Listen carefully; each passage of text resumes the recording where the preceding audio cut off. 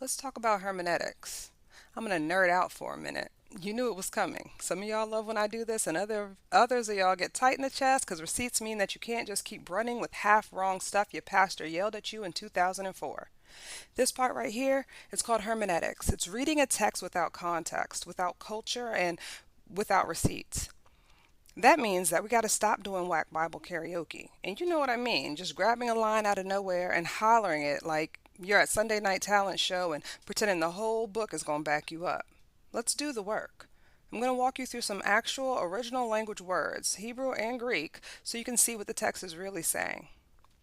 Number one, ruach. It's a Hebrew word. That translates to spirit, breath, wind. So when Genesis says the Spirit of God hovered over the waters, it's Ruach Elohim, the divine wind, the divine breath. Not Casper the Friendly Ghost, breath that animates, wind that moves, spirit that disrupts. Okay? It's similar to when you're in church and you catch the vibe in the room or wherever you are. You kind of catch the vibe there. You can feel the energy in the room. That's Ruach. The second one is Torah. That's a Hebrew word, and that translates directly into teaching, guidance, instruction. Not a law, like a speeding ticket. It's more like grandma's recipe. Don't you dare put raisins in the potato salad, okay? That's Torah. Nafish is another Hebrew word, and it translates to your soul, life, your being, also to the throat. So when Genesis says a living soul, it's nafish, your whole embodied self, you. So an example would be like she put her whole soul into that song. When you can feel the music, that's nafish. Sheol, that's also a Hebrew word, and it translates to pit, a grave, or an underworld. It's like a blank space. It's not fire and brimstones, though. It's the grave. It's the shadowy afterlife. Kind of like a New Orleans second line. The body's gone to the ground, but the spirit is still honored. Propheteo, that's Greek, and that's to speak forth, to proclaim an inspired truth.